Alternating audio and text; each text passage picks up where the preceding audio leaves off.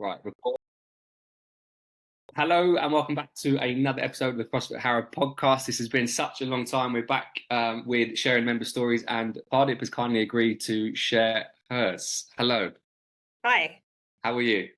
Good, thank you. First question that I always ask, and I haven't asked it in such a long time, is what made you choose or look for CrossFit Harrow in particular? So I had actually moved into the area last April, and I was looking for I've got a functional fitness background and strength training, so I was looking for something similar to that. And I stumbled upon CrossFit Harrow, came in and met subs, and kind of the last 12 months were written. The functional fitness the side of things. So what did that look like for you? Because that at the moment that's a big thing in the fitness world of functional fitness. So for you, what did that consist of? So functional fitness, it was basically being able to lift heavy, but still then go and run a kilometre, come back and, use a skier. It was just being able to lift heavy, move heavy stuff, and have a good cardio level. So, I mean, I did turf games probably 6 years ago when people hadn't even really heard of turf games. So that was kind of my bag. That was actually, yeah, I think about that time was like it was pretty new. Like it must have had. Yes, we did There it in a probably park in Richmond. yeah. That's where I think it stemmed from actually. Yeah. So your test, was that your test of like fitness? That was your way into being a little bit more competitive with yourself, I guess, and others. Yes, and it was obviously I'm from Essex, and the gyms around Essex have a very competitive edge. People don't really leave their egos at the door. Yeah, they follow them in, and there's like a do or die attitude in those gyms. But it was really fun. Which sometimes, to be honest, which sometimes is great though, because it must be so empowering to also be amongst people the mindset of like, I'm gonna work really hard at this, right? Yeah, it really was. But should I tell you what I love more? Because I mean, I've been lifting for over 10 years, and what I loved about these gyms, and especially the first gym I started out at, which was similar setup. It was a warehouse kind of style, and it was just boys and girls, but the girls were always lifting like Yeah. the boys, and the boys were then trying. There wasn't anything like girls can't lift, or girls must partner with other girls. It was just we can all lift heavy. Yeah. Let's all muck in.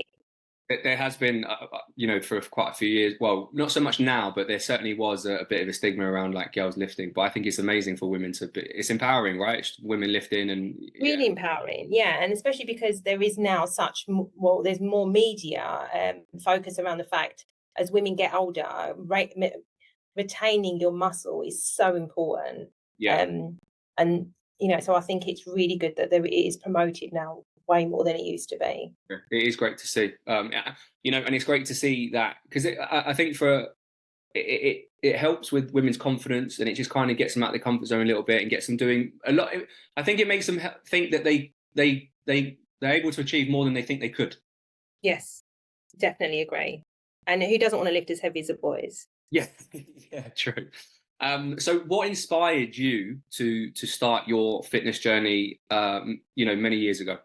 So I kind of stumbled across this gym. I had started a new role, and I met a girl here where I work now, and she said to me to come join her gym, and they used to do class at 6 o'clock in the morning, and I was like, right, so that means waking up at 5:30. Are you crazy?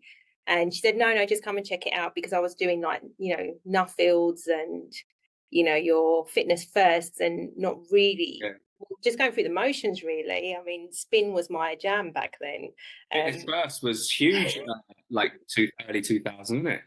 Really was. So, that was the kind of stuff I was doing. And I kind of went along to this gym, and they had no cardio equipment at all. It was just weights. It was like this huge warehouse setup. It was just weights. There was boxes. They had sleds, Yeah. tires outside. Like there there was no cardio equipment whatsoever. And I did this first class and I was like, oh my God, this is great. And I really loved it. And at that time, they were just starting this new program where it was like a lift program, and it was small groups of people coming together, and it was for like 28 days where they kind of look at your nutrition, but also will teach you how to lift properly. And it was mainly like Olympic lifts, so deadlifts, your squats, not so much snatches. So it's kind of static movements. And that's kind of how it really started for me. And I realized then I was, I didn't realize, I didn't even know I had any strength. It was just like, oh, okay, I can pick this up. I can pick this up and walk with it. Like, this is great. And how did you adjust? So did you continue doing like early classes? Like, was that your thing? Yes. Yeah. And I quickly then started doing early morning classes, and that's all I did for years and years, like 5:30. I'd take my hat off to those people that do it at first thing, 6 a.m. in the morning. That requires a huge level of commitment. Yeah. I mean, I think it depends on what your lifestyle is like as well. I mean, then it was good. I mean, when I didn't have a family and it was just me. So being part of the breakfast club, you know, getting up, going there, getting it done, you know, and you're leaving the gym and people are just waking up, you kind of have this sense of accomplishment that, you know, look you're what like I've done 2 already. hours ahead. Yeah, look what I've done already. And then it was really good. I really enjoyed it. It was a kind of start of my fitness journey, I think. And how did you adjust training wise, and like you know that when you did start family, how much did you do? How little did you do? So actually, my first child was born in lockdown, so 2020. Right. And because it was lockdown, there was nothing else to do but train. And I think I went back to a little bit more cardio because I did a lot more running at that time. And actually it was fine. And as the gyms reopened, I had already got a certain amount of fitness back.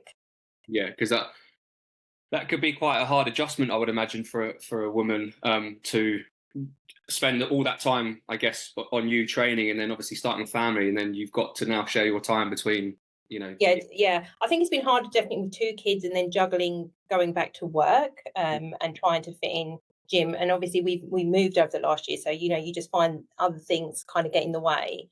But it's still a really important part of my life because I have had kids later on in my life, and I am at that stage now where the next big thing to happen, it will be like menopause. And you know, how do I, you know, keep my strength up and not let my body kind of go in on itself, really.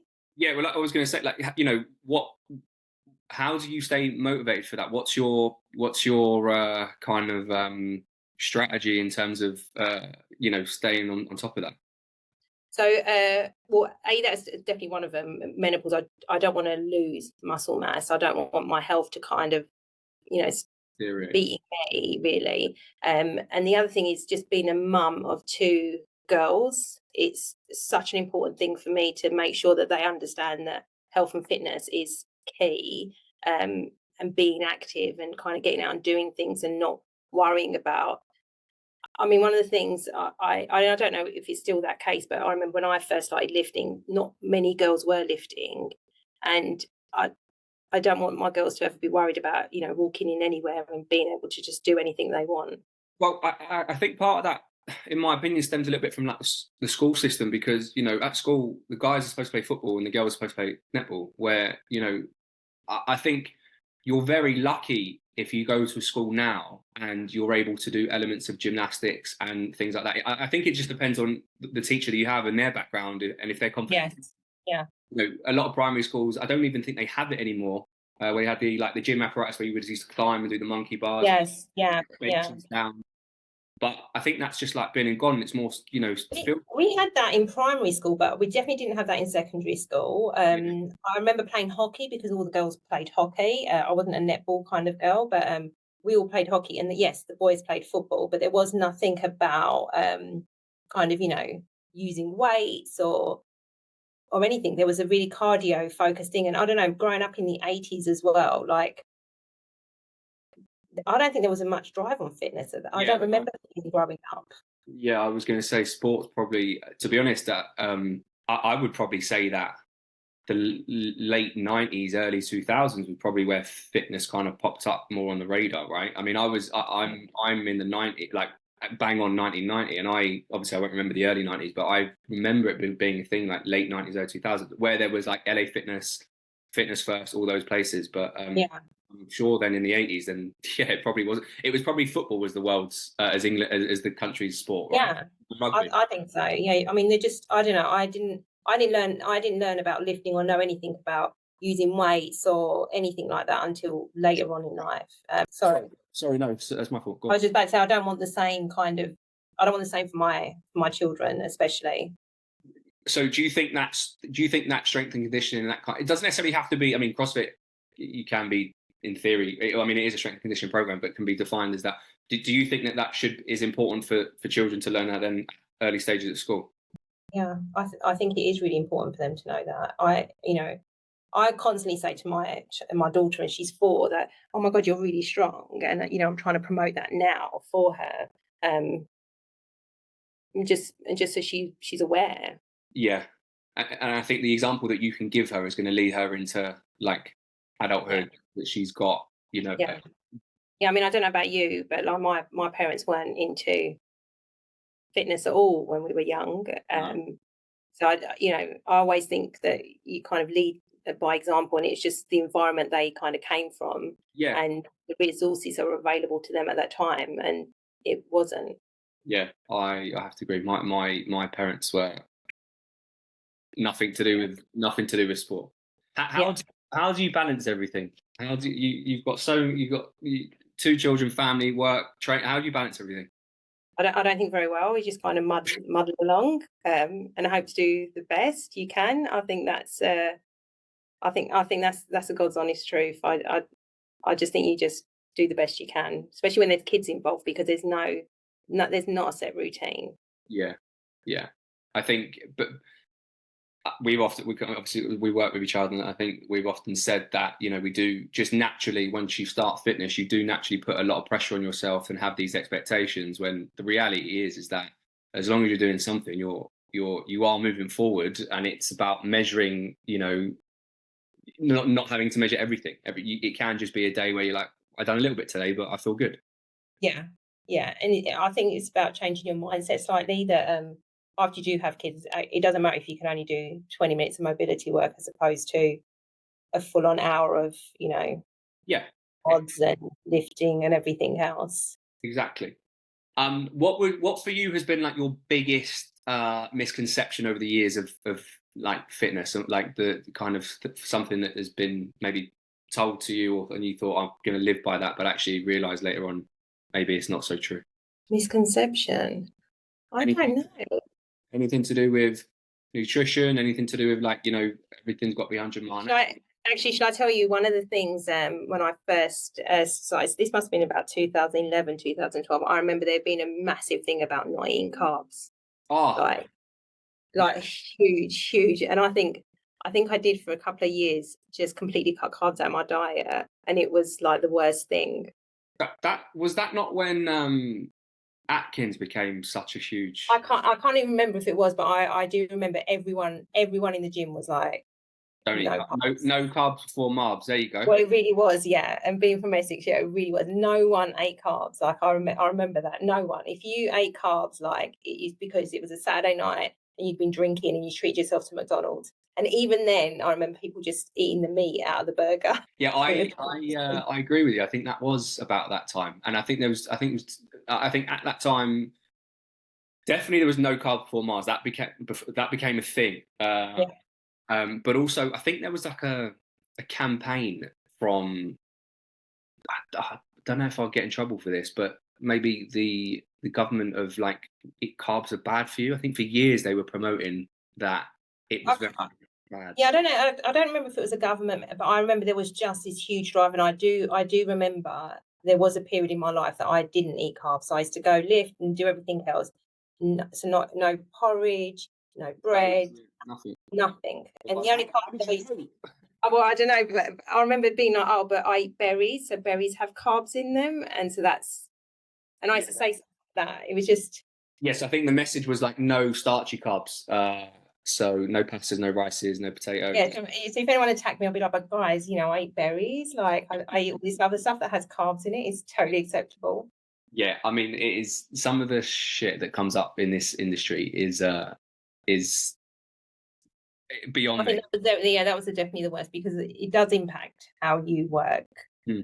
your day to day, and Yeah, also how you live. Definitely does impact it. and actually, I think especially something like CrossFit is going to require you. You need energy for that, and who doesn't want to eat more? We Yeah, all want to eat more, right? yeah, yeah. um, what what's the plan in terms of your fitness moving forward? What do you want from fitness in return? So after having my second child, which was in 2022, I went crazy trying to get my fitness back, and it was all I did during my mat leave. I think was like literally, sleep for 2-3 hours of a night, and I managed to do high rocks 9 months up postpartum. Wow. Super impressed with that. And then it just all fell apart. I just I don't know, it just, it's just I was working at such a level, and my home life was stressful. Then my body was under so much stress from working out as much as I was. It just kind of all fell apart. So, and then we moved. So, for me now, I'm trying to take a step back, and concentrate more on, okay, why am I doing this now? And it is one of the like, there was a podcast that you did which really resonated with me, and it was about your looking after your health for the future. Mhm. And that's exactly what I'm doing this for. Like, it's not for now, it's for later on. Yeah. I want to be around for as long as possible for my children. So my goals are now to get to a point where I'm comfortable with the skin I'm in, happy with my training, happy with my nutrition, but also making sure I'm looking after myself for my future self. Yeah. Nice. That's good to hear. As you listen to the podcast, I think when we do start fitness, for whatever reason, we get sucked into this vacuum of becoming so obsessed with training, and that's all we can think about. About Yeah. going to the gym and stuff. When actually, if we look at the bigger picture, there are so many other factors that we have to, or things that we have to factor in. Um, Around, I don't know why it does it to us, but anyone who starts, should I say CrossFit or any fitness program, we just get sucked into this vacuum. Yeah, I mean, I'm not as fast as I used to be. I'm not as strong as I used to be, but at the minute I'm okay with that. I'm not the weight I used to be, but again, I'm all right with everything. It's just I'm working towards it slowly at a slower pace, and I'm enjoying it. Good, and I think that's the main thing for a lot of people. I think when the mindset changes, doing something for the sake of doing it because there's a goal, or doing something because you actually sense of fulfillment, enjoyment, I think you get a lot in return for that. Yeah, yeah, and also the thing is, I've had fitness goals before, and like I remember, especially the one trying to get fit and strong again for high rocks. After my body was recovering as well from pregnancy, it was so much pressure that I got there, did it, and then it was like, okay, and then I Mm. just went completely the other way.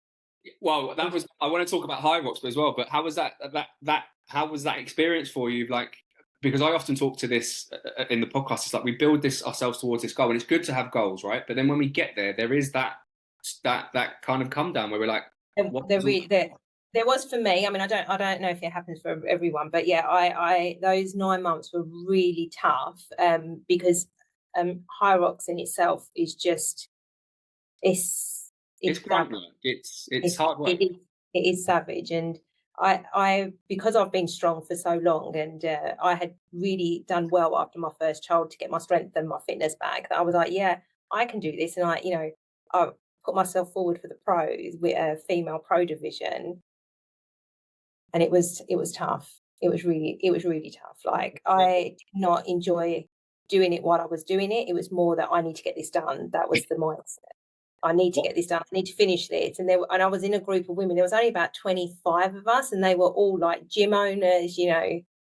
No one had had a baby like 9 months prior. That's You know, incredible. I mean, don't get me wrong. I was really, really proud of myself and really proud of my time. I didn't come last, and that was my goal at that point. But After seeing the other women in the division, I was like, just don't come last. Just there's a you're bit of a definitely not. reassessment. Yeah, you're not going to be top five, but just don't come last. And I think I was third from the last female in the group, but I did it, and That's it was amazing. it was a great accomplishment. It's really tough. It's really, really tough. What were some of the things that you would have done? If I did high rocks again, the things that I definitely struggled with were the sled push and pull Mhm. and the burpee broad jumps, but also the working out for that length of time Yeah. at a level where you don't want to drop, like you don't want to slow down. You just want to Keep moving. keep moving, and yeah, it's tough. It was tough. Really good, but really tough. Great How did you, environment, but how did you celebrate after? yeah, I had Popeye's chicken. Well, they did it in our slot was in the evening, so our race didn't start until 7:45. God, that So must have by been the so hard mentally. yeah, so I didn't finish until it's 9:30, and then obviously you're just kind of like almost deflated as well. You know, you kind of been on this Yeah. like adrenaline, and then it just kind of all stops. Um, yeah, we didn't go out and celebrate after. That must be really, really hard to wait. You're almost waiting that whole Yeah, day. yeah, you are. Yeah, you are. And the gym that I was at the time, like they had so many people going, and obviously they had different groups during the day. Because like the boys pairs were in the morning, then they had female pairs, and then they had females, men, then the women's pro, then the men's pro. So it was just kind of a whole day, but it was like really different times. And Yeah, it's on the way up at the moment. A lot of Hyrox is very popular. yeah, that's the thing. After the year I did it, everyone now is on high rocks. I think it's good, and I know a lot of gyms now actually do high rocks prep as well, which is good. Yeah, don't get me wrong. I think it's great. I think my personal opinion is that it's hard work, just like CrossFit is. I think that Hyrox allows let's say anybody of any skill level to do it. Whilst Yeah, although everyone and anyone can do CrossFit, there is an element of skill that is required within CrossFit. And if you're willing to learn it, you can do it. But if you're not willing to learn and you just want to work hard, then maybe Hyrox is where people might find a bigger investment. yeah, it's really good because obviously you know what's coming. There's no kind of You can surprise. It's not plan like for that. turf Yeah. games where they kind of throw in different things. You know exactly what's happening. So it's really good for that. If I've always said if I do high rocks again, it's going to be in pairs. Like you want to enjoy it and you want it to be fun. And also, you can make them work a little bit harder whilst you're resting, and Yeah, then you get, yeah, and then you work harder when they're resting. yeah, yeah, yeah, I remember doing me and a mate of mine who lives in Belgium now. We've done a competition out in Essex. We won in the CrossFit gyms in Essex. It was a in-house throwdown. No, actually, it wasn't an in-house throwdown. It was a competition that they got other people from those boxes, and there was like one particular workout that I was just like, mate, I can't do anymore. Like, you've got to do this because I'm fucked. But no, that is good working in pairs. It yeah. I think that's. I mean, the people I saw who were doing it in pairs, they definitely had more fun than I did. Not that I'm saying. I mean, I know people who did it, and they love it, and they love that kind of the adrenaline. You know, trying to beat their time next time, and well done to all of you. Like I'm just not. I'm not there. yeah, yeah. We're all in our own lanes doing our own little thing, and what's Yeah, going to and I think it's about remembering that. Yeah. yeah, but and what is going to benefit us. And I think we all become so obsessed on what other people are doing that we measure our success based on other people. Like, Yeah. it's just it's some people can do it and juggle 15 things at one time. Some people can only do one, but that's fine. But that's why we're all made differently. Yeah. I think we need to remember that. How do you balance knowing, like, your rest days and like with the importance of like listening to your body? And is that something that you've always been good at, or is it something that you're working on? Because I know No, definitely not. So I only used to do one Sunday, what used to be my rest day, and that was a day that no walking, no trying to get steps in, nothing, like zilch. Since having kids, I definitely incorporate more rest days. But one of the things that I've started doing since working with you guys at CrossFit Harrow is that those days is when I now put in mobility stuff. So I'm just not doing anything, just something different, a bit of a slower pace, and hopefully benefit me in my CrossFit journey. and how important is that for you now? It's important because I'm hoping I'll be able to do a snatch at a level which doesn't have. I accuse you for that question because I know the answer. That is the reason I'm doing it, is because there is a goal, and that is to be able to do a snatch without someone saying, "Oh yeah, all right, yeah."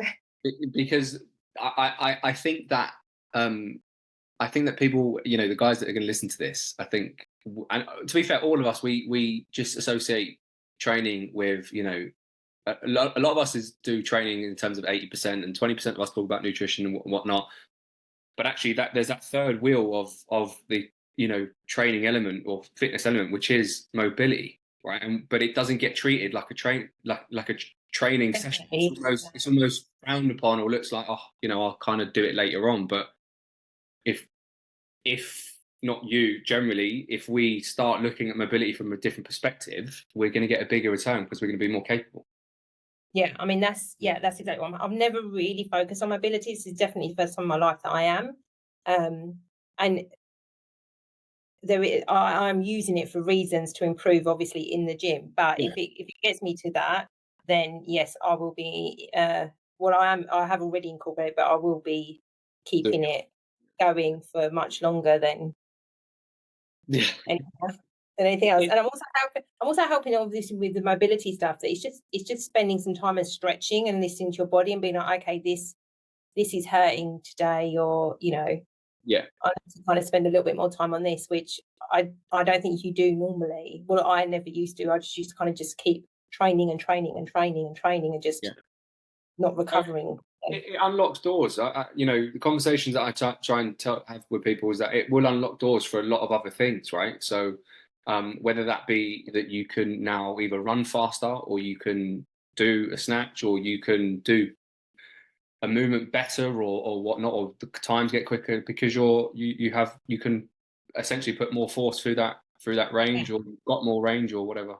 I think it's also I don't I mean, I don't know what you think about this, but actually I think it's more important I think mobility is important anyway, but to kind of do some of the moves in CrossFit, I think you definitely need mobility, is what I've found, because I can do the static lifts, but when it comes to kind of anything like cleans, I can't do those. Anything that requires a certain amount of like movement where you need to be a little bit flexible just doesn't work. And that is from having a job which is just predominantly sitting down and having spent years just like lifting things, probably not in a great form or anything like that. Yeah, no, fair.